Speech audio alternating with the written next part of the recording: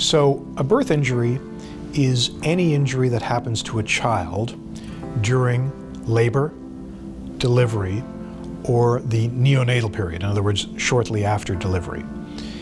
Typically, a birth injury is caused when the baby suffers a reduced level of oxygen during the labor, and that reduced level of oxygen causes brain injury.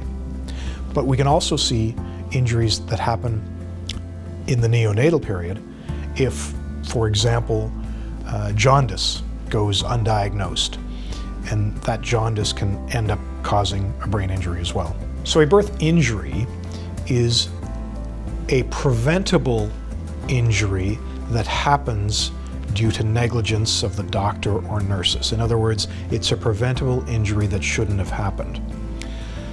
A birth defect, which is a term I don't like to use, is an injury that's usually a consequence of something that isn't preventable.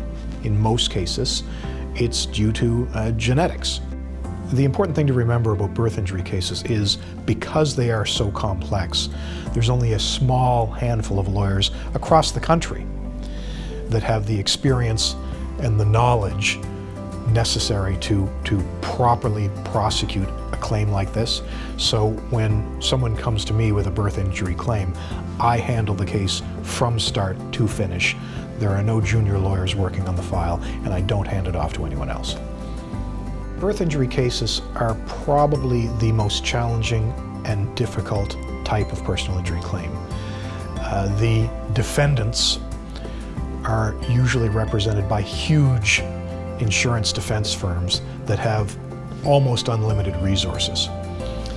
That's why I helped establish the Birth Injury Lawyers Alliance to create a team of experienced birth injury lawyers from across the country so that we could pool and share our resources to try to level the playing field for the plaintiff against the massive resources that defendants have in these types of cases.